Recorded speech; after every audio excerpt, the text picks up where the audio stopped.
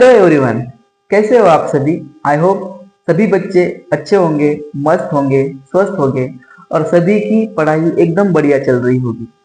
जैसा कि आप मुझे तो जानते हैं, मैं आपका अपना फिजिक्स का मेंटोर पवन और स्वागत करता हूँ बेटा आप सभी का आपके खुद के ब्यूटीफुल चैनल मॉरल माइंड्स पे। तो आज के इस लेक्चर में हम system of particles and rotational motion इस चैप्टर का एंगुलर मोमेंटम ये टॉपिक स्टडी करेंगे। ओके, जैसा कि आप जानते हैं इसके प्रीवियस लेक्चर में हमने टॉर्क पढ़ा। टॉर्क के रिलेटेड जो इंपॉर्टेंट टर्म थी वो भी पढ़ी है। आज हम देखेंगे एंगुलर मोमेंटम क्या है, इसकी बेसिक से लेकर स्टैंडर्ड तक हर एक कंसेप्ट की हम डिटेल में स्टडी करेंगे।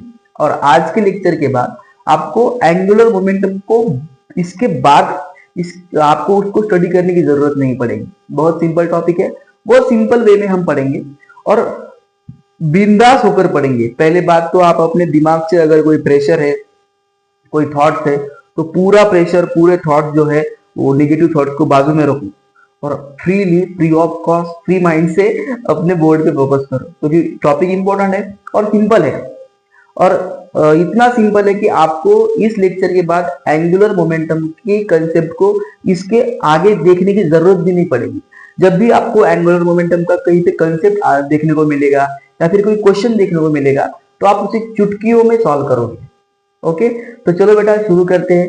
और हाँ, पहली बात, लेक्चर शुरू करने से पहले मैं हमेशा की तरह आज भी कहूंगा कि अगर आपके मन में इधर उधर के कोई थॉट्स आ रहे हो तो प्लीज थोड़ी देर के लिए उन थॉट्स को बाजू में रखो और अपना पूरा फोकस जो है बोर्ड पे रखो। क्यों? क्योंकि टॉपिक बहुत इंपॉर्टेंट है, तुम भी बहुत इंपॉर्टेंट हो, तुम्हारे जो छोटी छोटी चीजें वो भी बहुत इंपॉर्टेंट है। तुम्हारे मन में जो थॉट्स आते हैं, तुम्हारे मन में जो नेगेटिव थॉट्स आते हैं वो भी बहुत इंपॉर्टेंट है, उनको बाजू में रखो। ठीक है, तुम भी इंपॉर्टेंट हो, मैं भी इंपॉर्टेंट हूँ। मैं क्यों इंपॉर्टेंट हूँ? क्योंकि यार मैं तुम्हारा हिस्सा हूँ, हम सब तो फैमिली है, राइट। हम सब एक दूसरे के हिस्से है। तुम भी मेरी फैमिली हो, मैं भी तुम्हारी फैमिली हो, तो हम सभी फैमिली मेंबर्स को इंपॉर्टेंस देना है। और हमें हमारे मन में अगर कोई इधर उधर के थॉट्स आ रहे हैं तो उनको पहले बाजू में रखना है और अपना फोकस हमें एंगुलर मोमेंटम पे रखना है। ओके, तो चलो शुरू करते हैं। एंगुलर मोमेंटम क्या है? कब से मैं बोल रहा हूँ सर आप बोलते ही ज्यादा हो, सर पढ़ाते कम हो। नहीं बेटा, मैं बोलता कम हूँ, पढ़ाता ज्यादा हूँ, सभी जानते हैं। जो बच्चे नए हैं उन्हें भी अब पता चलेगा कि सर सिर्फ पढ़ाते हैं, बोलते नहीं है, क्योंकि मुझे बोलना उतना अच्छा नहीं लगता। ठीक है, चलो शुरू करते हैं। एंगुलर मोमेंटम क्या है? बहुत सिंपल टॉपिक है। मान लो एक ऑब्जेक्ट है, रोटेशनल मोशन परफॉर्म कर रही है किसी उसके एक एक्सिस ऑफ रोटेशन के अलावा। मान लो उसका जो पोजीशन वेक्टर है पी, वो एक्सिस ऑफ रोटेशन से आर डिस्टेंस पर है। ओके, तो जब कोई भी ऑब्जेक्ट मोशन में आती है, सभी बच्चे जानते हैं, तो किसी भी ऑब्जेक्ट अगर मोशन में आती है तो मोशन में आने की वजह से उस ऑब्जेक्ट में एक मोमेंटम जनरेट होता है। तो जो ऑब्जेक्ट स्ट्रेट लाइन में जा रही है उस ऑब्जेक्ट में लीनियर मोमेंटम जनरेट होता है। बट सभी ऑब्जेक्ट क्या स्ट्रेट लाइन में जाती है क्या? नहीं। कोई ऑब्जेक्ट स्ट्रेट लाइन में जाती है, कोई सर्कुलर मोशन परफॉर्म करती है, कोई रोटेशनल मोशन परफॉर्म करती है। तो जब ऑब्जेक्ट रोटेशनल मोशन परफॉर्म कर रही है इसका मतलब ऑब्जेक्ट मोशन में है। पर ये लीनियर मोशन नहीं है, ये रोटेशनल मोशन है। तो जब ऑब्जेक्ट रोटेशनल मोशन में आती है तो रोटेशनल मोशन में आने वाली हर एक ऑब्जेक्ट के अंदर एक मोमेंटम जनरेट होती है और उस मोमेंटम को हम कहते हैं angular momentum. Angular momentum is the quantity of momentum present in the object which perform rotational motion about its axis of rotation. In simple word क्या है? अगर कोई ऑब्जेक्ट एंगुलर मोमेंट, अगर कोई ऑब्जेक्ट रोटेशनल मोशन परफॉर्म कर रही है तो उस एक्सिस के अलोंग उस ऑब्जेक्ट के अंदर कितनी मोमेंटम है, उस मोमेंटम को हम कहते हैं एंगुलर मोमेंटम। आई होप बच्चा समझ में आ चुका होगा। एक और भाषा में, सिंपल भाषा में तुमको पढ़ा दो, टेंशन नहीं लेने का रे, मैं हूं यार, डोंट वरी। हर एक कंसेप्ट को आराम से बोलो, मैं हूं, डोंट वरी। अगर ये कंसेप्ट नहीं समझ में आती फिर से पढ़ाता हूं, डोंट वरी। देखो ये ऑब्जेक्ट है बेटा, ये उसका एक्सिस ऑफ रोटेशन है। ये ऑब्जेक्ट उसकी पोजीशन जो है इस ऑब्जेक्ट उस एक्सिस ऑफ रोटेशन से मान लो आर डिस्टेंस पर है, राइट। तो ये ऑब्जेक्ट मोशन में है, इसका मतलब क्या? ये ऑब्जेक्ट इस तरह से कुछ अपना मोशन परफॉर्म कर रही है, ये उसका पार्ट है। तो ये जो है ये उसकी लीनियर डिस्प्लेसमेंट हो गई, राइट। तो लीनियर डिस्प्लेसमेंट की वजह से क्या हुआ? उसकी लीनियर मोमेंटम रहेगी। बट लीनियर मोमेंटम तो उसे स्ट्रेट लाइन में ट्रेवल करेगी, राइट। वो तो उसे स्ट्रेट लाइन में जाने के लिए उकसा रही है, वो बोल रही है अरे बेटा ये इसमें कुछ नहीं पढ़ा रहे, इधर चल इधर चल। वो लीनियर मोमेंटम उसको कह रही है, वो कह रही है कि अबे सर्कल में क्या पढ़ा है, सर्कल के बाहर आके तो देख, रियल दुनिया क्या है वो तो देख। जैसे कि तुम्हारे दोस्त कहते हैं अरे क्या पढ़ा है यार, पढ़ाई नहीं, हमारे साथ चल के तो देख, ये करके तो देख।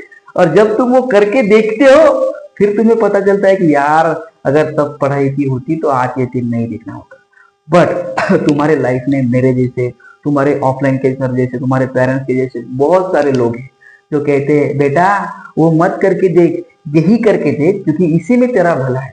तो उसी तरह से यहाँ पर एक मोमेंटम जनरेट होती है जो ऑब्जेक्ट को सर्कल के बाहर नहीं जाने देती, वो ऑब्जेक्ट के पोजीशन वेक्टर को परपेंडिकुलरली एक्ट करती है।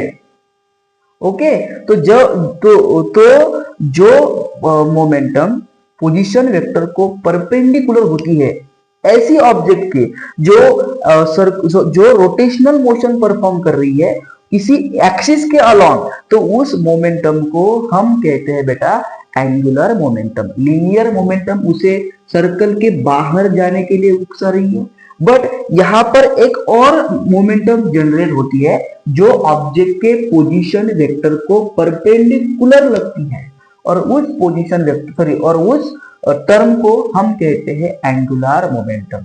आई होप तुम्हें एंगुलर मोमेंटम समझ में आ चुका होगा।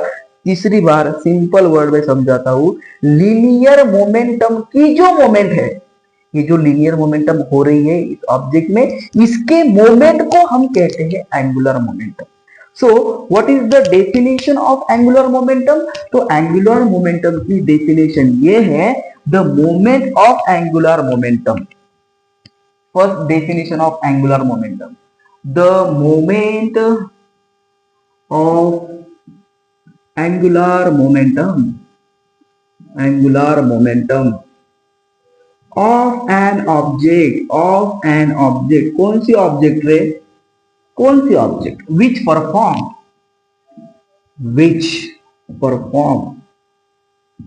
आर्यन लिखता हुआ rotational motion about an axis is called angular momentum.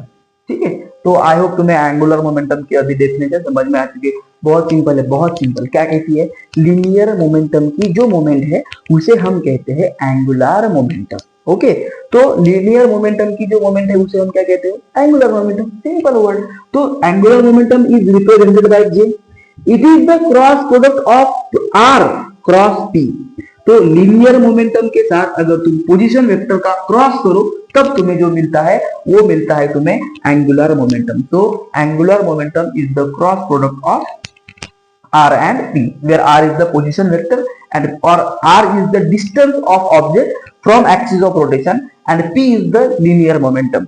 तो इन दो क्वांटिटी का जो क्रॉस प्रोडक्ट है वो कहलाता है बेटा एंगुलर मोमेंटम। तो सभी जानते हैं जब किसी दो क्वांटिटी का क्रॉस प्रोडक्ट होता है तो उनके बीच में जो एंगल होता है या फिर उनके जो एंगल ऑफ उनका जो एंगल होता है वो कॉस थीटा नहीं होता, वो साइन थीटा होता है। सभी बच्चे जानते हैं। ठीक है, तो J इज इक्वल टू अपन लिखेंगे बेटा R P sine theta.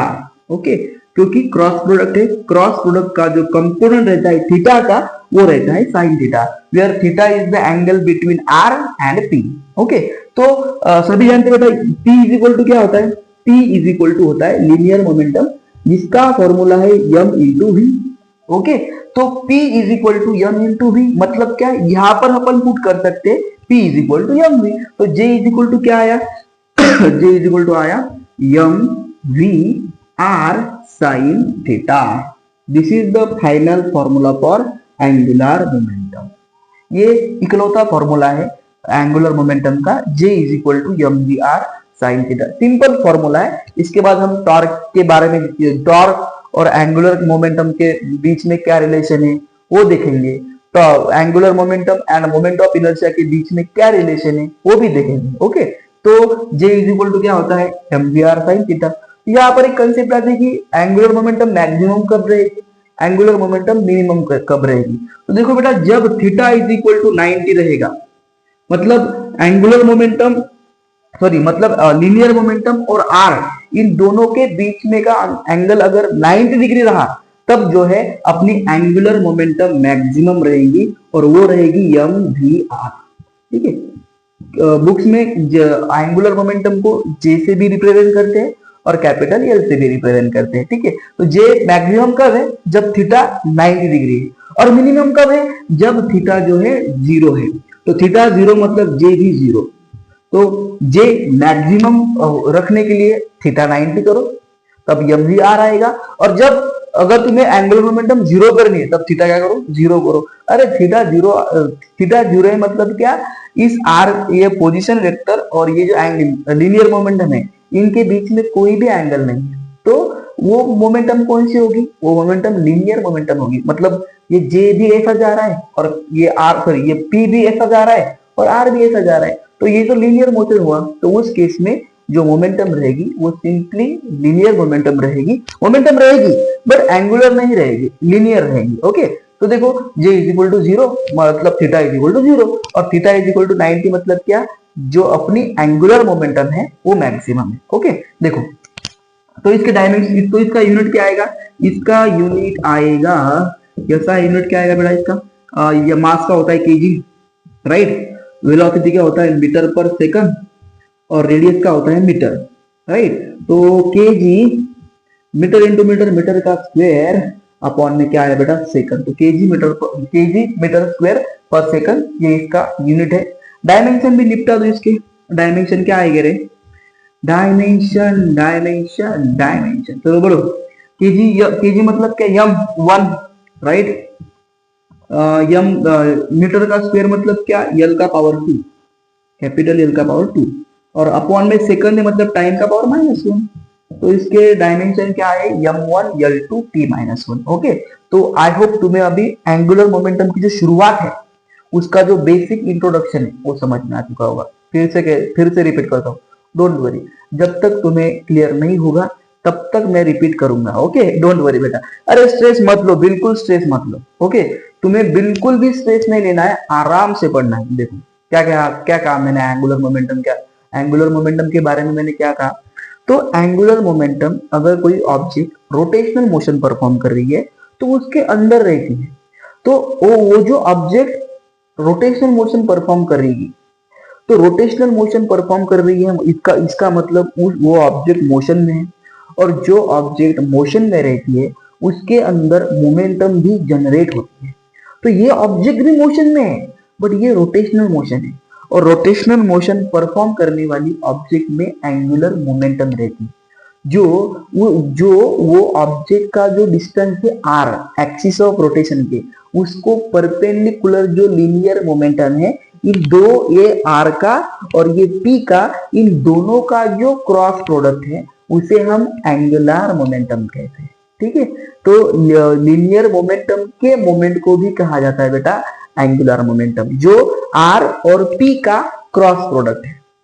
Okay, तो P को अपन क्या लिखते हैं, तो ये मैंने क्या लिखा है यहाँ पर, the moment of angular moment of an object which perform किया मैंने, देखो वाह, ये ऐसा होता है गड़बड़, ठीक है, which perform rotational motion about an axis. ठीक है, तो ये R और P का क्रॉस प्रोडक्ट है। तो क्रॉस प्रोडक्ट है मतलब क्या, उन दोनों के बीच में कॉस का कंपोनेंट नहीं है। क्यों, क्योंकि क्रॉस तो वर्टिकल कंपोनेंट है, और क्रॉस मतलब क्या, हॉरिजॉन्टल, सॉरी कॉस जो है वो हॉरिजॉन्टल कंपोनेंट है और साइन थीटा जो है वो वर्टिकल कंपोनेंट है। तो परपेंडिकुलर कभी हॉरिजॉन्टल होता है क्या, हॉरिजॉन्टल तो कॉस थीटा होता है ना, परपेंडिकुलर मतलब वर्टिकल, और परपेंडिकुलर जो होता है वो हमेशा साइन का ही कंपोनेंट होता है। तो यहाँ पर अपन लिखते हैं आरपी साइन थीटा, पी की वैल्यू एम भी है, सिंपल, मैंने एम भी यहाँ पे लिख दिया। तो जे इज इक्वल टू क्या आया, बुक्स में बहुत सारे बुक्स में जे एंगुलर मोमेंटम को जे से भी रिप्रेजेंट किया जाता है और कैपिटल एल से भी रिप्रेजेंट किया जाता है। ठीक है, तो मैंने जे मेरा फेवरेट है इसलिए मैंने जे लिखा। तुम्हारा अगर कोई और वर्ड फेवरेट हो तो वो मत लिखो, या एक तो जे लिखो या फिर एल लिखो। Okay, J is equal to M V R sine theta. इसके दो केस है, मतलब एक केस क्या कि मैक्सिमम कब रहेगी एंगुलर मोमेंटम, और मिनिमम कब रहेगी। तो मिनिमम कब रहेगी, जब आर और पी में कोई भी एंगल नहीं रहेगा। और मैक्सिमम कब रहेगी, जब थीटा 90 रहेगा। कौन सा थीटा, आर और टी के बीच का थीटा। ओके, तो ये साइन यूनिट तो अपन ने यही से निपटा दिए, डायमेंशन भी अपन ने यही से निपटा दिया। ये हो गया इसका इंट्रोडक्शन। तो पॉज करके नोट करो, मैं तुम्हें इसके बारे में 2-3 चीजें और बताऊंगा। ओके, एक बार पॉज करके नोट करो। चलो, हो गया अभी सभी का। आई होप सभी ने पॉज करके नोट किया होगा। सिंपल कंसेप्ट है, इसको ज्यादा कॉम्प्लिकेट मत बनाओ। अगर कॉम्प्लीमेंट बनाओगे तो बस कॉम्प्लीमेंट ही रहोगे, तुम कभी भी मेन कैरेक्टर में नहीं आओगे। अगर मेन कैरेक्टर में आना है ना, मतलब टॉप करना है ना, तो कॉम्प्लिकेट को मत, चीजों को कॉम्प्लीमेंट मत बनाओ, जैसे है वैसे एक्सेप्ट करो। ठीक है, कॉम्प्लीमेंट अपन बनाएंगे जब तुम्हें जब मौका मिलेगा तब अपन कॉम्प्लीमेंट बनाएंगे। अरे कॉम्प्लीमेंट बनाना है, बट कब बनाना है पहले समझो तो सही, उसके बाद उसको कॉम्प्लीमेंट बनो। बहुत सारे बच्चे क्या करते हैं, पढ़ते वक्त ही उनके मन में कंफ्यूजन रहता है कि यार इसको कैसे करें। तो ये फिर सर ने बोला कि सर ये जो टॉर्क है ये क्रॉस प्रोडक्ट है आर का और एफ का, तो ये आर का और एफ का क्यों क्रॉस प्रोडक्ट है। वेरी गुड, आपके मन में जो विचार आ रहे हैं ना वो बहुत अच्छे आ रहे हैं, बट एक बार उसे पढ़ो, पूरा पढ़ो, उसके बाद अगर डाउट है तब वो विचार करो। पढ़ते वक्त कभी विचार नहीं करते, पहले उसको सीखते कि क्या कहना चाहता है। ओके, उसका कहना पहले सुनो और बाद में अपना ओपिनियन उसके बारे में बोलो। ओके, बट पढ़ते वक्त कभी भी आपके मन में अगर थॉट है ना बेटा कि ये ऐसा क्यों है, ये वैसा क्यों है, तो ऐसा क्यों है वैसा क्यों है ये जानने के लिए उसको पहले पढ़ो। ओके, और अगर आपने पढ़ने के बाद अगर आपको ऐसा क्यों है वैसा क्यों है इसके आंसर नहीं मिले, तब आप उसको खोजो। और 90% केस में ऐसा क्यों है वैसा क्यों है इसके आंसर पढ़ते वक्त ही मिलते हैं। ओके, 10% केस में नहीं मिलते, जिसे जिसे साइंटिस्ट कहते हैं कि ये जो है ये एक्सेप्शन है, तो उसको एक्सेप्शन का नाम देते हैं। ओके, बट एक्चुअल में उन्हें भी वो चीजें नहीं पता होती है, तो इसीलिए वो एक्सेप्शन का नाम देते हैं। ओके, जैसा केमिस्ट्री में भी होता है, फिजिक्स में थोड़ा बहुत होता है। ओके, बट डोंट वरी, अभी हमें जो दिखना है वो देखना है। ठीक है, तो अभी एंगुलर मोमेंटम अपन ने पढ़ा J is equal to mv r। तो पहले अपन पढ़ेंगे कि एंगुलर मोमेंटम और मोमेंट ऑफ इनर्शिया में क्या रिलेशनशिप या फिर relation between moment of inertia and angular momentum. ठीक है, moment of inertia and angular momentum में क्या रिलेशन है, देखो। एंगुलर मोमेंटम क्या है अपना, J is equal to M V R. ये V क्या है, V वेलोसिटी, बट कौन सी वेलोसिटी, लीनियर वेलोसिटी है या एंगुलर वेलोसिटी है, ये लीनियर वेलोसिटी है। बट सभी जानते हैं बेटा, जो ऑब्जेक्ट रोटेशनल मोशन परफॉर्म कर रही है उसमें एंगुलर वेलोसिटी होती है। और मैंने इसके प्रीवियस लेक्चर में भी आपको बताया था कि एंगुलर वेलोसिटी और लीनियर वेलोसिटी में क्या रिलेशन है। तो उसका फाइनल फॉर्मूला आया था अपना v इज इक्वल टू, जो आया था वो आया था ओमेगा इंटू आर। ये फॉर्मूला कैसे आया, क्या आया, सभी चीजें मैंने आपको बताई थी। Theta is equal to R upon radius, तो arc is equal to theta into radius, मतलब थीटा इंटू डी आर, ये अपना आया था। और उसके बेस पर अपन ने v is equal to omega into R ये फॉर्मूला देखा था। तो यहाँ पर v का फॉर्मूला क्या है, omega into R, where omega is the angular velocity and R is the radius, या फिर r is the position vector of that object from the axis of rotation. तो putting the value of v in above equation, we get j is equal to क्या आया, j is equal to आया m, v की जगह पे omega into R into R m omega ये r into R. ठीक है, तो j इज इक्वल टू क्या आया बेटा, j इज इक्वल टू आया m omega r into R का स्क्वायर। तो अगर मैं इसे अच्छी तरह से लिखूं, मतलब कायदे से लिखूं, तो वो आएगा j is equal to omega या फिर m इंटू आर का स्क्वायर और ये ओमेगा। ओके, तो m r स्क्वायर क्या है रे, पढ़ा है अपन ने। m r स्क्वायर क्या है बेटा, m r स्क्वायर है moment of inertia. Moment of inertia is the product of mass and square of the distance of the position vector is called moment of inertia. पढ़ाया है, आराम से पढ़ाया है। जिन्होंने नहीं देखा अभी बाद में देखो, पहले लेक्चर को होने दो। ठीक है, तो अभी देखो I इज इक्वल टू क्या होता है, I इज इक्वल टू होता है मोमेंट ऑफ इनर्शिया, और I इज इक्वल टू लिखा जाता है एम आर का स्क्वायर। देखो यही पे एम आर स्क्वायर है, तो इस एम आर स्क्वायर की जगह पे अपन क्या लिख सकते हैं, I लिख सकते हैं। इसका मतलब क्या, J इज इक्वल टू क्या आया, I इंटू ओमेगा। तो एंगुलर मोमेंटम क्या है, एंगुलर मोमेंटम इज द, इसकी अभी नई डेफिनेशन आई है, is the product of moment of inertia and angular velocity of an object which perform rotational motion about any axis of rotation. अगर कोई object rotational motion perform कर रही है तो उसके बीच में और उसके बीच में नहीं, उसके एंगुलर मोमेंटम में और उसके मोमेंट ऑफ इनर्शिया में क्या रिलेशन है? तो उसकी जो एंगुलर मोमेंटम है वो मोमेंट ऑफ इनर्शिया और उसी की एंगुलर मोमेंटम, इन दोनों के प्रोडक्ट के बराबर होती है। This is the most important formula in the case of angular momentum. I hope तुम्हें एंगुलर मोमेंटम में अभी क्या रिलेशन है और मोमेंट ऑफ इनर्शिया में, इन दोनों में क्या रिलेशन है, इसका मीनिंग समझ में आ चुका होगा। बहुत सिंपल है, J is equal to I into omega. Okay, तो आई होप तुम्हें ये भी समझ में आ चुका होगा। अबे बहुत सिंपल है यार, बहुत सिंपल है, कुछ भी इसमें डिफिकल्टीज नहीं है। देखो J is equal to M R, V is equal to omega into R, value put करी R इंटू आर, आर का स्क्वायर, ओमेगा को साइड में लिखा, एम आर स्क्वायर मतलब क्या आए, हो गया अपना डेरिवेशन। बट तुम्हें ये चीजें यहाँ पर अभी समझनी चाहिए। ओके, इसके बाद एक और चीजें समझो कि अगर कोई इसकी मैंने तुमको डायरेक्शन नहीं बताई, राइट हैंड रूल की, राइट हैंड रूल से अपन यूज करते हैं। तो राइट हैंड रूल मैंने ऑलरेडी आपको समझाया हुआ है। कहाँ पे समझाया हुआ है? टॉर्क पे। तो जो रूल टॉर्क का है वही रूल अपने एंगुलर मोमेंटम का है, राइट हैंड रूल। मान लो अपनी ऑब्जेक्ट है, ये उसका आर है और ये उसका पी है। तो अगर आपको एंगुलर मोमेंटम की डायरेक्शन को फाइंड करना है, अपना ये एक एक्सिस हो गया, ये वाई एक्सिस हो गया, ठीक है। तो ये आपकी लीनियर मोमेंटम और ये आपके आर।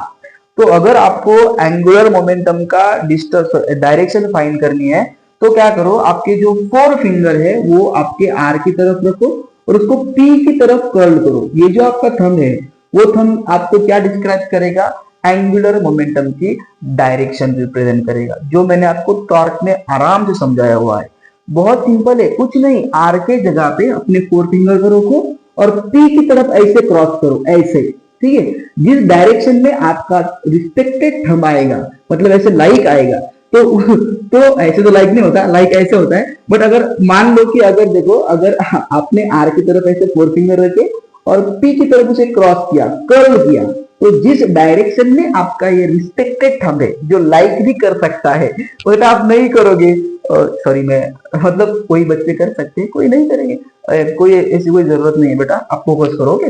तो ये जो आपका थंब है, वो थंब की जो डायरेक्शन है, वो डायरेक्शन होती है अपनी एंगुलर मोमेंटम की।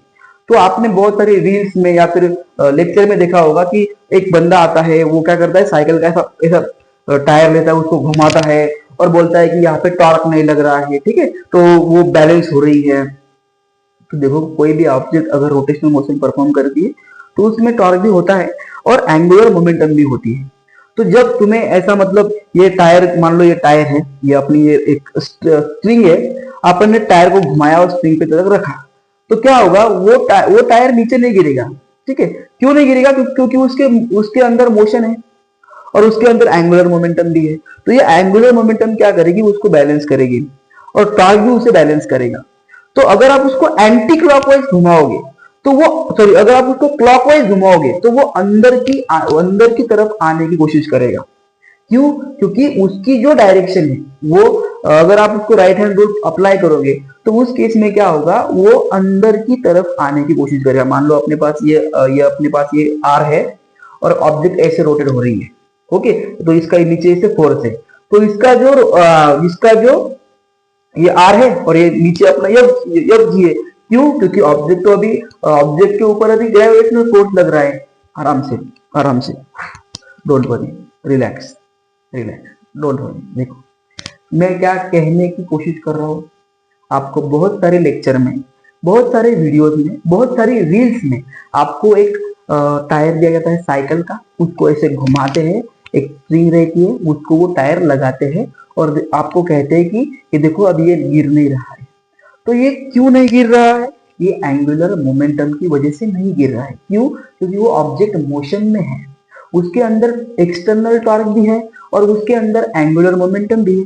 ये दो चीजें एक दूसरे को बैलेंस करती है अगेंस्ट द ग्रेविटेशनल फोर्स, पहली बात, इसलिए वो नीचे नहीं गिरता। ओके, अगर आप उसको क्लॉकवाइज घुमाओगे, मतलब देखो ये अपना, ये फॉर एग्जांपल एक यहाँ पे टायर लगा हुआ है, वो ऐसी स्ट्रिंग है और ये इसका वो सपोर्ट है, तो ये हो गई अपनी आर, राइट। तो ये ऐसे टायर यहाँ पे घूम रहा है या फिर कोई ऑब्जेक्ट घूम रही है जो रोटेशनल मोशन परफॉर्म कर रही है, तो ग्रेविटी लग रहा है नीचे, ये हो गई उसकी आर। तो अगर अपन ने यहाँ से उसको ऐसे फिंगर कर्ल किए, ओके, और तो क्योंकि वो एंटी क्लॉकवाइज घूम रहा है ना, तो आर भी नीचे, एफ भी नहीं, तो इसका जो एफ रहेगा वो नीचे रहेगा, क्योंकि वो क्लॉकवाइज घूम रही है, एंटी क्लॉकवाइज नहीं क्लॉकवाइज घूम रही है, ओके। तो एफ जी भी नीचे लग रहा है और ऑब्जेक्ट भी ऐसे ही उसी डायरेक्शन में घूम रही है। तो अपन क्या करेंगे, अपनी जो फिंगर है आर 4 वो आर की तरफ रखेंगे और उसको ऐसे कर्ल करेंगे। तो यहाँ पर जो अपना थंब आया वो इनवर्ड आया, इसका मतलब कि ऑब्जेक्ट इनवर्ड घूमेगी। क्यों? क्योंकि टॉर्क भी इनवर्ड लग रहा है और एंगुलर मोमेंटम भी इनवर्ड लग रही है। और अगर आप उसको एंटी क्लॉकवाइज घुमाओगे, ओके, तो एंटी क्लॉकवाइज घुमाने के बाद ऑब्जेक्ट जो है वो आउटवर्ड मूव करेगी। क्यों? क्योंकि राइट हैंड रूल की अगर आप वहां पे अप्लाई करोगे तो राइट हैंड रूल अप्लाई करने के बाद वो उसकी डायरेक्शन आउटवर्ड आएगी टॉर्क की, और एंगुलर मोमेंटम की भी एंगुलर मोमेंटम की भी जो डायरेक्शन है वो आउटवर्ड आएगी। तो इसीलिए क्लॉकवाइज घुमाने पर वो चीज अंदर घूमती है और एंटी क्लॉकवाइज घुमाने पर वो चीज बाहर घूमती है। इसीलिए अपन एंटी क्लॉकवाइज को निगेटिव मानते हैं, एंगुलर डायरेक्शन को। अगर अपनी चीज एंटी क्लॉकवाइज घूम रही है तो एंगुलर मोमेंटम निगेटिव होती है, और अगर अपनी चीज क्लॉकवाइज घूम रही है तो वो पॉजिटिव होती है। तो ये रिलेशन रहा। और अभी ये जो बातें कही मैंने वो भी आपके लिए बहुत इसेंशियल है, ठीक है। तो एक बार इसे आप पॉज करके नोट करना चाहो तो कर सकते हो, ऐसी कोई मतलब इतनी भी इसेंशियल नहीं है, बट ये फॉर्मूला इसेंशियल है, ओके। तो मेरा सजेशन है बेटा इसको पॉज करके नोट करो। चलो 5 सेकंड दो आपको, 1 2 3 4 एंड 5, ओके। सभी ने पॉज करके नोट किया होगा। अभी अपने को देखना है relation between torque and angular momentum. इसके बाद अपन डायरेक्ट प्रॉब्लम देखेंगे। बहुत हो गई कंसेप्ट सर, बहुत बोर हो गया सर हम कंसेप्ट सुन सुन के। और जो बच्चे अभी भी टिके हैं तो उन बच्चों को मैं सैल्यूट करता हूँ ऐसे। क्यों? क्योंकि उन्होंने लेक्चर को लास्ट तक देखने का ठाना है। और ऐसे ही बच्चे आगे जाकर बहुत बड़े होते हैं, मतलब बड़े तो सभी होते हैं, बट आप बहुत बड़े होंगे। जो बच्चे अभी तक टिके लेक्चर में और आप 110% आप अपने घर में सबसे ऊंचा नाम आपका रहेगा। क्यों? क्योंकि आपने यहाँ तक मुझे सहन करने की आपने जो हिम्मत दिखाई जुटाई है, उसके लिए आपको कसम से सैल्यूट करता हूँ, ओके। देखो अभी बैक टू द पॉइंट, क्या है अपना पॉइंट है अपना, वो है रिलेशन। सर रिलेशन को मत दोहराओ सर, रिलेशन हमको बहुत मतलब आप बोलो मत सर रिलेशन के बारे में, ठीक है, बट बेटा देखना तो पड़ेगा ना। रिलेशन बिटवीन, किसके बिटवीन? अभी तो एंगुलर मोमेंटम और मोमेंट ऑफ इनर्शिया के बारे में देखा। अभी angular momentum, relation between angular momentum और टॉर्क, भाई साहब के बीच में हमें रिलेशन देखना है, एंगुलर मोमेंटम एंड टॉर्क, ठीक है, torque and angular momentum, okay. आराम से पढ़ो, कोई गड़बड़ नहीं है। पहला समझ में आया? आई होप आया होगा, और ये भी समझ में आएगा, ठीक है। देखो रिलेशन बिटवीन एंगुलर मोमेंटम, ये थोड़ा सा ये हो गया फिर से लिखता हूँ दोनों आपके लिए। यार मेरा हैंड राइटिंग की थोड़ी सी गलत है यार, मतलब मैं कभी कभी ना हैंड राइटिंग के लेकर कभी बहुत मतलब मुझे ऐसा गट्स आता है, मुझे लगता है कि मेरी भी हैंड राइटिंग अच्छी रहेगी, but don't worry, it never matter. Hand writing matter करती है बट कभी कभी करती है। सबसे मोस्ट इंपोर्टेंट क्या है? इमोशंस को समझना, जो कि आप अच्छी तरह से समझते हैं। देखो क्या है relation between angular momentum and torque, बहुत सिंपल रिलेशन है। इसके पहले आपको न्यूटन का सेकंड लॉ आना चाहिए। न्यूटन भाई साहब का सेकंड लॉ क्या कहता है कि जो फोर्स है वो rate of change of momentum with respect to time के बराबर है। मैंने बहुत डिटेल में समझाया है, बहुत डिटेल में। अगर कोई ऑब्जेक्ट है और अगर कोई ऑब्जेक्ट मोशन में है और उसकी अगर मोमेंटम चेंज हो रही है, तो उसकी मोमेंटम अपने आप चेंज नहीं हो रही है, किसी एक्सटर्नल क्वांटिटी की वजह से चेंज हो रही है। तो जो एक्सटर्नल क्वांटिटी किसी भी चीज की मोमेंटम को चेंज करता है उसे हम कहते हैं फोर्स। ये न्यूटन साहब ने हमें कहा था, या फिर न्यूटन सर ने हमें कहा था कि अगर किसी ऑब्जेक्ट की मोमेंटम चेंज हो रही है तो वो अपने आप नहीं चेंज हो रही है, वो किसी एक्सटर्नल क्वांटिटी की वजह से हो रही है। तो वो कौन सी क्वांटिटी है जो ऑब्जेक्ट के मोमेंटम को चेंज कर रही है? तो वो है बेटा फोर्स। ये किसने कहा था? ये न्यूटन सेकंड लॉ ने कहा था। अभी इसी कंसेप्ट का यूज करके हम टॉर्क के बीच में और एंगुलर मोमेंटम के बीच में जो रिलेशन है उसे पढ़ेंगे। देखो, angular momentum is equal to क्या होता है, J is equal to R cross T. Okay, तो अगर एंगुलर मोमेंटम चेंज होगी, एंगुलर मोमेंटम तो कांस्टेंट भी रह सकती है और चेंज भी हो सकती है, तो यहां पर हमें क्या मतलब सीखना है कि अगर किसी रोटेशनल मोशन परफॉर्म करने वाली ऑब्जेक्ट की एंगुलर मोमेंटम चेंज हो रही है तो वो अपने आप चेंज नहीं हो रही है। फिर से डोंट वरी, रिलैक्स। क्या कहा मैंने मतलब न्यूटन सर ने कहा कि अगर किसी ऑब्जेक्ट की मोमेंटम चेंज हो रही है, लीनियर मोमेंटम मान लो, तो वो अपने आप चेंज नहीं होगी, वो किसी एक्सटर्नल फोर्स की वजह से चेंज होगी। तो उसी तरह से अगर कोई ऑब्जेक्ट रोटेशनल मोशन परफॉर्म कर रही है और रोटेशनल मोशन परफॉर्म करने वाले ऑब्जेक्ट की एंगुलर मोमेंटम अगर चेंज हो रही है तो वो अपने आप नहीं चेंज हो रही है, वो टॉर्क की वजह से चेंज हो रही है। ओके, तो इसी को हम कहते हैं बेटा relation between angular momentum and torque. तो टॉर्क क्या करता है, अगर ऑब्जेक्ट के ऊपर कंटिन्यूअसली टॉर्क लग रहा है, इसका मतलब उस बेचारे ऑब्जेक्ट की एंगुलर मोमेंटम कंटिन्यूअसली चेंज हो रही है। सिंपल वर्ड में क्या, अगर किसी ऑब्जेक्ट की एंगुलर मोमेंटम चेंज होती है तो वो अपने आप चेंज नहीं होती है, वो एक्सटर्नल टॉर्क की वजह से चेंज होती है। इतना सिंपल सीधा सरल अपना कंसेप्ट है। तो देखो क्या है, अगर अपना जे चेंज हो रहा है मतलब क्या, DJ by D DJ by DJ bravo, right, DJ bravo, DJ by D, इधर भी क्या आएगा, डी बाय डी। क्यों, क्योंकि वो चेंज हो रहा है। अरे डीजे ब्रावो से याद आया, मुझे लगता है डीजे ब्रावो ने रिटायरमेंट हो चुके हैं लगता है मुझे, डीजे ब्रावो मुझे मतलब इस साल हुए या फिर पिछले साल हुए लगता है। मेरा फेवरेट प्लेयर था यार वो डीजे ब्रावो, क्या खेलता था यार, सीएसके से बहुत बढ़िया प्लेयर था। ओके, और दूसरा वो अपना सीएसके का वो अपना ये वो महेंद्र सिंह धोनी तो मेरे फेवरेट है ही, बट वो भी अपने एक प्लेयर थे रे जो सीएसके के साथ खेलते थे, बहुत बढ़िया खेलते थे वो। अभी उनका नाम नहीं याद, मतलब बहुत पहले खेलते थे जब वो नई नई अपनी सीएसके आई थी 2010-2011 में, तब वो भी मेरे फेवरेट प्लेयर थे। और थाला फॉर रीजन, वो तो सबके मेरे भी है। आईपीएल में मेरी दो टीमें बहुत फेवरेट है, एक है अपनी वो सीएसके और अपनी मुंबई इंडियंस, ये दो टीमें मेरी फेवरेट है। ठीक है, बट बहुत सारे बच्चे ने, बहुत सारे लोग भी ऐसे कि आज सीएसके के बारे में और एमआई के बारे में झगड़े करते हैं यार, वो क्या है।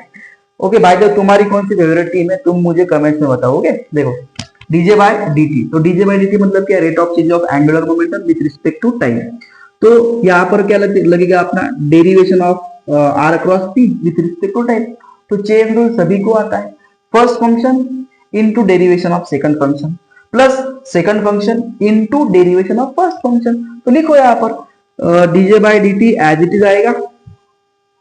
फर्स्ट फंक्शन क्या है, R cross DP by DT plus first function into derivation of second function plus second function क्या है, P into derivation of second function D R by D T. Okay, तो DP by D T R, sorry यहां पर लिखता हूं DJ by D T R cross DP by D T मतलब क्या, rate of change of momentum with respect to time, इसका मतलब क्या है force, plus P cross D R by D T मतलब क्या, rate of change of displacement with respect to time मतलब क्या, वेलोसिटी। ओके, तो DJ by D T R cross F as it is रहेगा, प्लस पी मतलब क्या, momentum, जिसको हम लिखते हैं M V cross V. Okay, तो ये रहा अपना आर क्रॉस एफ प्लस, क्योंकि क्रॉस प्रोडक्ट है, क्रॉस क्यों लिया अपन ने, क्योंकि यहाँ पर क्रॉस है, प्लस वी क्रॉस पी। अगर सेम क्वांटिटी के साथ अगर क्रॉस होती है तो उसका जो आंसर आता है वो जीरो आता है। मतलब DJ by D is equal to R cross F, this is the R cross F. तो आर क्रॉस एफ क्या होता है बच्चा, आर क्रॉस एफ होता है टॉर्क। तो यहां पर हमें क्या देखने को मिला, अगर किसी ऑब्जेक्ट की एंगुलर मोमेंटम चेंज हो रही है तो वो किसकी वजह से चेंज हो रही है, वो टॉर्क की वजह से हो रही है। तो टॉर्क में और एंगुलर मोमेंटम में और टॉर्क में क्या रिलेशन है? सिर्फ एक ही रिलेशन है। अगर किसी ऑब्जेक्ट की एंगुलर मोमेंटम चेंज होगी तो किसकी वजह से होगी? टॉर्क की वजह से होगी। This is also the most important equation of the angular momentum. ठीक है, relation between angular momentum and torque. ठीक है, 5 सेकंड आपको दे रहा हूं, इसको एक बार ऑब्जर्व करो आराम से, उसके बाद में आपको law of conservation of angular momentum पढ़ाऊंगा। बहुत सिंपल है। ठीक है, एक बार से आप पॉज करके नोट करो। चलो हो गया। अभी टॉपिक को भी थोड़ा बहुत इरेज करता हूं मैं, ताकि हम सभी को थोड़ा बहुत स्पेस मिले। स्पेस, स्पेस क्या है सर? एक्चुअल में स्पेस है ही नहीं। आप जब पढ़ोगे तब आपको पता चलेगा कि स्पेस क्या है। स्पेस है ही नहीं अपने लाइफ में। स्पेस जैसी कोई चीज होती ही नहीं है अपने लाइफ में। हम चाहते हैं कि हमें स्पेस मिले, हमें स्पेस मिले। अगर स्पेस दिया भी जाए तब आप उस स्पेस को यूज भी नहीं कर सकते। ठीक है, क्योंकि आपको मोबाइल भी देखना है और भी आपकी एक्टिविटीज है, बट स्पेस नहीं है। ओके, डोंट वरी, अभी यहाँ तो फिलहाल स्पेस है जिसका अपन यूज करेंगे। ओके, देखो क्या देखना है अभी हमें देखना है law of conservation of angular momentum. बहुत सिंपल है, ज्यादा आपको ट्रिक करके नहीं बताऊंगा। Law of conservation of angular momentum बहुत सिंपल है ये भाई साहब। ओके, देखो law of conservation of momentum क्या कहता है? If there is no external torque, sorry for my handwriting, external torque acting on the object,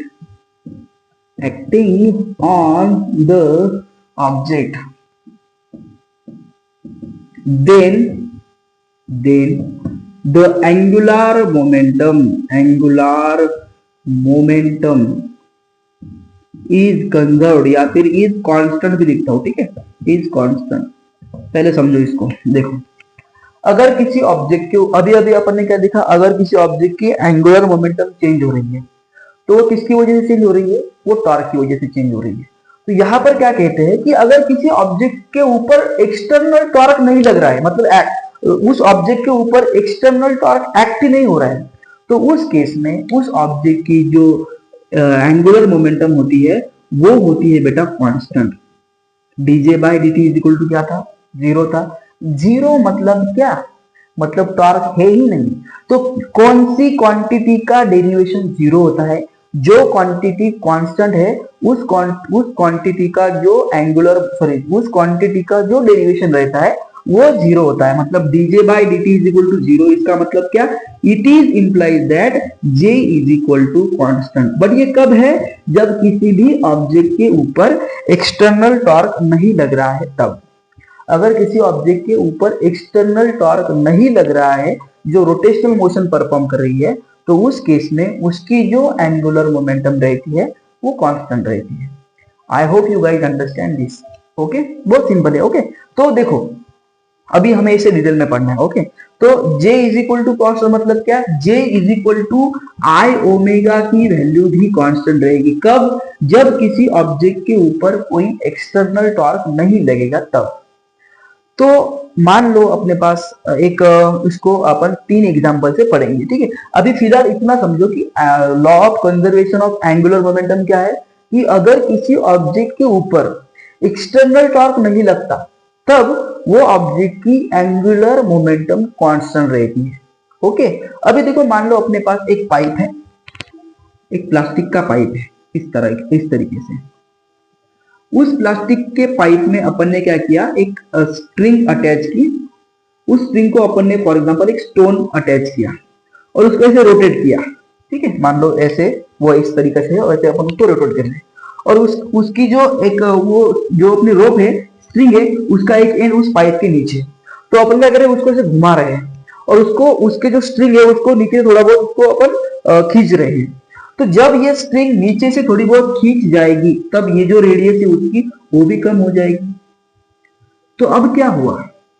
अब ऑब्जेक्ट की जो एक्सिस ऑफ रोटेशन है या फिर ऑब्जेक्ट का जो आर है वो डिक्रीज हुआ।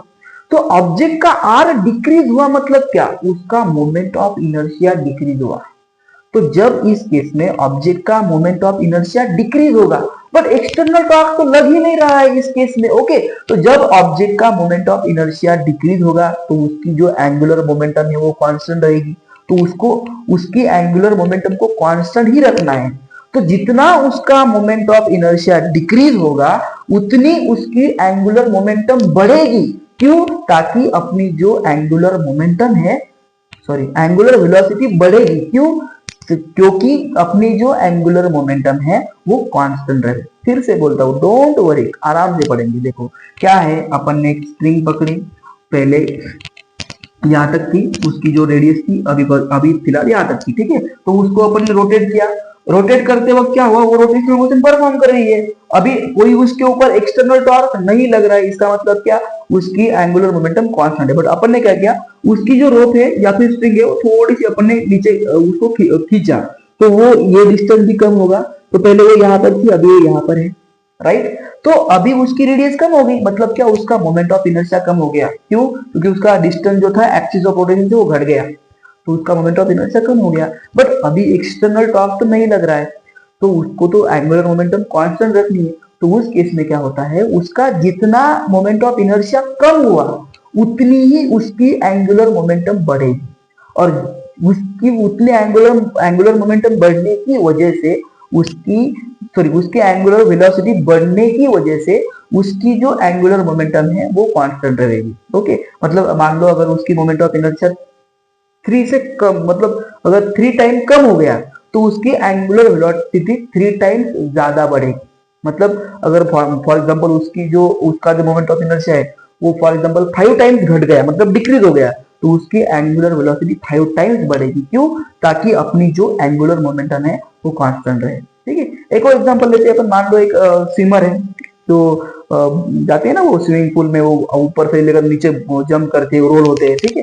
तो जब वो स्विमर ऊपर जाकर नीचे जंप करता है, तब आपने नोटिस किया होगा वो स्विमर क्या करता है, अपनी बॉडी को खुद से रोल करता है, और रोल करने की वजह से वो हवा में भी 2-3 बार रोटेट होता है। तो वो ऐसा क्यों करता है? क्योंकि उस बंदे की एंगुलर मोमेंटम नाम की कंसेप्ट क्लियर है। वो उसे पता है कि जब मैं जंप करूंगा तब मेरे ऊपर कोई एक्सटर्नल टॉर्क नहीं लगेगा। एक्सटर्नल टॉर्क नहीं लगेगा इसका मतलब क्या, मेरी एंगुलर मोमेंटम कांस्टेंट रहेगी। और जब वो खुद की बॉडी को अपने से रोल करेगा तो रोल करने पर उसका जो मोमेंट ऑफ इनर्शिया रहेगा वो घटेगा। क्यों घटेगा? क्योंकि उसका आर कम हो रहा है। तो जब आर कम होगा तो मोमेंट ऑफ इनर्शिया कम होगा, डिक्रीज होगा, और जब मोमेंट ऑफ इनर्शिया डिक्रीज होगा उसकी वजह से उसकी एंगुलर वेलोसिटी बढ़ेगी। एक बार प्रैक्टिकल सोचो, अभी पहले रेडियस ज्यादा थी तो ऑब्जेक्ट को ज्यादा डिस्टेंस कवर करना था, राइट। अभी जो है ऑब्जेक्ट का डिस्टेंस कम हो गया है और वेलोसिटी, अभी देखो मान लो अपने को फॉर एग्जांपल ये जो ऑब्जेक्ट है उसको अभी इसका इतना, फॉर एग्जांपल इसका थोड़ा बहुत सर्कल है, मतलब मान लो उसके सर्कल की जो पेरीमीटर है फॉर एग्जांपल वो, या फिर सरकमफेरेंस है वो है for example 40 centimetre for example. तो 40 सेंटीमीटर से अपन ने क्या किया, उसको 20 सेंटीमीटर किया। तो 40 सेंटीमीटर कवर करने के लिए ज्यादा टाइम लग रहा था। अब उसका जो पेरीमीटर है या फिर सरकमफेरेंस है वो तो कम हो गया, तो वो कम डिस्टेंस जो पहले 40 सेंटीमीटर को कवर करने के लिए जितना टाइम लग रहा था वो उतने टाइम में अभी 2 बार रोटेट हो रही है। आपको समझ में आ रहा है कि बेटा, पहले उसका डिस्टेंस ज्यादा था तो उसको वो डिस्टेंस कवर करने के लिए टाइम भी ज्यादा लग रहा था, अभी उसका डिस्टेंस घट गया है, मतलब उसको अभी वो डिस्टेंस अभी घटने की वजह से उसको उतने ही डिस्टेंस में वो 2 राउंड एक्स्ट्रा कर रही है, मतलब रोटेट हो रही है। इसका मतलब क्या, उसका मोमेंट ऑफ इनर्शिया भी डिक्रीज हो गया, उसको जितना डिस्टेंस पहले कवर करना था अभी उसका कम डिस्टेंस कवर करना पड़ रहा है उतनी ही वेलोसिटी में, तो उसकी ऑटोमेटिक वेलोसिटी बढ़ जाएगी।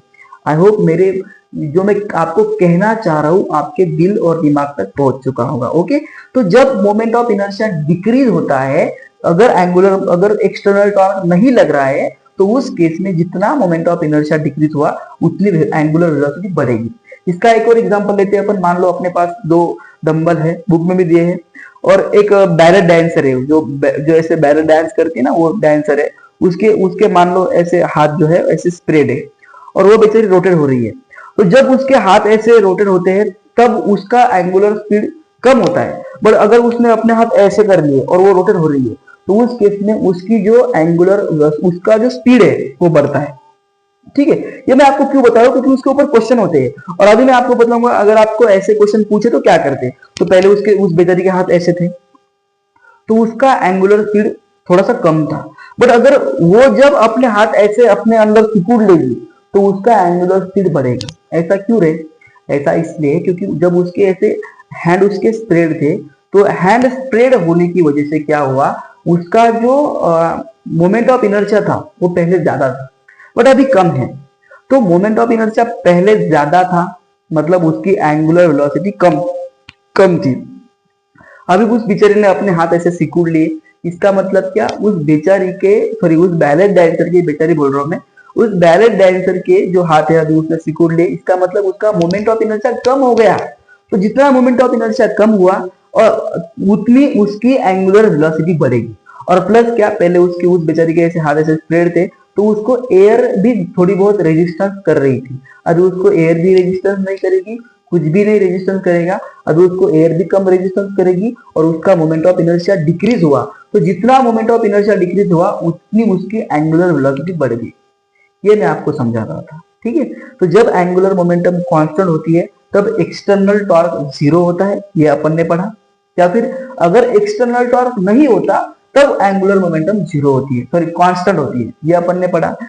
और अपन ने एक और बहुत बढ़िया बात पढ़ी, जो मुझे लगता है कि बहुत बढ़िया बात पढ़ी और आपको भी लगना चाहिए, वो ये है कि जितना मोमेंट ऑफ इनर्शिया डिक्रीज होता है उतनी एंगुलर मोमेंटम बढ़ती है, और जितनी एंगुलर मोमेंटम डिक्रीज होती है उतना moment of inertia angular momentum नहीं, angular velocity. I am so sorry बेटा, क्योंकि क्या होना, अभी थोड़ा सा अभी रात के 12 बज रहे, 12:30 बज रहे, तो 12:30 बजे मैं लेक्चर अभी अटेंड कर रहा हूँ, तो उसकी वजह से क्या होता है, कभी कभी फंबल होता है। I hope you guys understand. फिर से रिपीट करते हैं अपन, डोंट वरी, फिर से रिपीट करते क्या देखा अपन ने, जितना मोमेंट ऑफ इनर्शिया बढ़ेगा उतनी एंगुलर वेलोसिटी कम होगी, या फिर जितना मोमेंट ऑफ इनर्शिया कम होगा उतनी एंगुलर वेलोसिटी बढ़ेगी।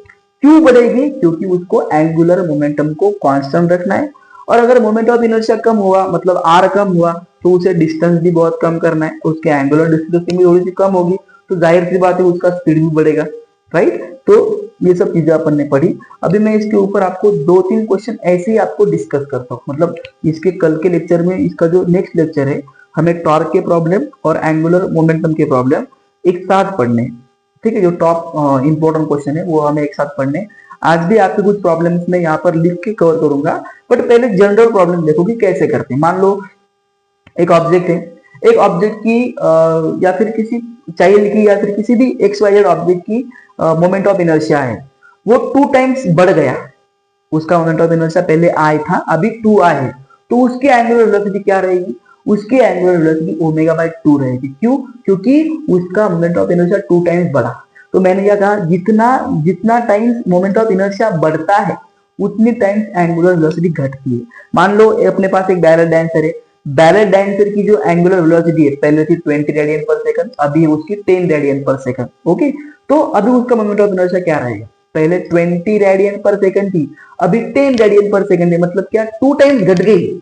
इसका मतलब उसका moment of inertia 2I times बढ़ेगा। ओके, ऐसे भी क्वेश्चन बनते हैं। तो एक बात अपने दिमाग में, अपने जहन में भर लो कि जब जितना मोमेंट ऑफ इनर्शिया बढ़ता है उतनी एंगुलर वेलोसिटी घटती है, या फिर जितनी एंगुलर वेलोसिटी बढ़ती है उतना मोमेंट ऑफ इनर्शिया घटता है। क्यों? ताकि एंगुलर मोमेंटम कांस्टेंट रहे।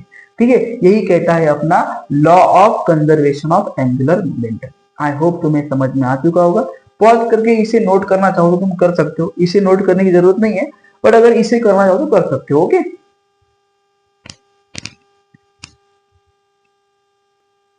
चलो बेटा, अभी मैं आपको 2 क्वेश्चन डिस्कस करूंगा एंगुलर मोमेंटम के, जो मुझे लगा कि डिस्कस करने चाहिए। और इसके नेक्स्ट लेक्चर में आपको ढेर सारे एंगुलर मोमेंटम के भी क्वेश्चन देखने को मिलेंगे और टॉर्क के भी क्वेश्चन देखने को मिलेंगे, क्योंकि हम टॉर्क और एंगुलर मोमेंटम के क्वेश्चन साथ में देखेंगे। ओके, तो अभी फिलहाल एक क्वेश्चन ये है और इसके बाद भी एक क्वेश्चन है, 2 क्वेश्चन अपन डिस्कस करेंगे। ओके, देखो क्या कहता है question, unit mass of at position vector r = 3i cap plus 4j cap is moving with velocity v is equal to 5i cap minus 6j cap. Simple सा क्वेश्चन है, जिनको आता है वो पॉज करके नोट करके इसको निपटा भी दो, ओके। और जिनको नहीं आता वो मेरे साथ सॉल्व करो, डोंट वरी। देखो क्या कहता है, एक यूनिट मास से मतलब मास की वैल्यू 1 है, और क्या कह रहा है, उसका पोजीशन, उसकी पोजीशन वेक्टर आपको दी गई है r is equal to 3i cap plus 4j cap, okay. फिर विथ वेलोसिटी, उसकी वेलोसिटी भी आपको दी गई है 5i cap minus 6j cap. What is the angular momentum of the body about origin, तो उसके एंगुलर मोमेंटम क्या है, एंगुलर मोमेंटम क्या है, सिंपल है, j is equal to r cross p, okay. Where j is equal to r cross p का मतलब क्या है, m इंटू v। तो j इज इक्वल टू क्या है, m v, तो m हमें दिया गया है कितना है 1, तो j इज इक्वल टू क्या है बेटा, r क्रॉस p। या मैं आपको समझाना चाहता हूँ, ठीक है। तो j क्या है, j है, j is the cross product of r and p, ठीक है। क्योंकि अभी अपना मास यूनिट है, तो अपन सिर्फ और सिर्फ क्रॉस प्रोडक्ट फाइंड करेंगे, किसका, सिर्फ r और v का। तो j इज इक्वल टू क्या आता है, r cross v। Cross product कैसे फाइंड करते हैं सभी मेरे प्यारे बच्चे जानते हैं, आई कैप, जे कैप, के कैप, ओके। देखो अभी r क्या है, r क्या है रे, 3 4 0, ये क्या है रे, 5 माइनस 6 0। करो solve, first row first column निपटा दिया, 4 इंटू 0 0, तो यहां पर अपन लिखेंगे पहला first row first column gets cancel, 4 into 0 0 I into, okay, 4 into 0 0 minus 6 into 0 0, अभी माइनस जे के लिए क्या कर दिया अपन, फर्स्ट रो सेकंड कॉलम निपटा दिया, 0 इंटू 3 0, अभी ये साइड से भी 0 ही आ रहे थे 5 इंटू 0 0। थर्ड के लिए क्या करते रहे अपन, थर्ड के लिए अपन क्या करते, फर्स्ट रो थर्ड कॉलम निपटा दिया, 6 3 जा 18, अभी आ गया माइनस 18, और 5 4 जा 20, तो माइनस 20, तो ये भी 0 ये भी 0, तो अपना जो जे आया क्या आया रे, minus 18 into, sorry minus 18 minus 20 minus 38 into के। तो इसका जो एंगुलर मोमेंटम है वो माइनस 38 है। ओरिजिन से पास कौन सा के, क्या बचा अपने पास, सिर्फ के बचा, तो 38 यूनिट अलोंग जेड एक्सिस। अभी जेड एक्सिस क्यों लिखा मैंने अभी, क्योंकि अपना यूनिट वेक्टर के क्या पाया, मतलब ये किसकी तरफ मूव हो रहा है, ये के जो है जेड एक्सिस की तरफ मूव हो रहा है, ठीक है। मुझे नहीं लगता कि अभी इसका ये सेकंड क्वेश्चन था, ये अपना फर्स्ट क्वेश्चन है, इसके बेस पर ही सेकंड क्वेश्चन है, ठीक है। तो मैं आपको लिख के दूंगा, उसको आपको होमवर्क करना है, ठीक है। तो आपका होमवर्क अभी मैं आपको लिख के दूंगा, पहले अभी ये क्लासरूम जो है इसको पॉज करके नोट करो।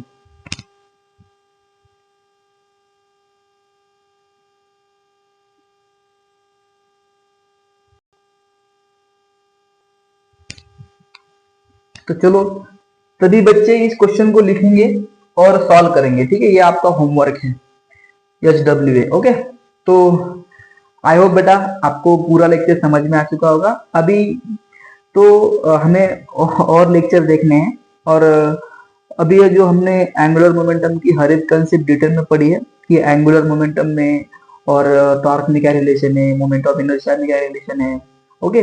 और अपने law of conservation of angular momentum क्या होता है, ये भी अपन ने पढ़ा।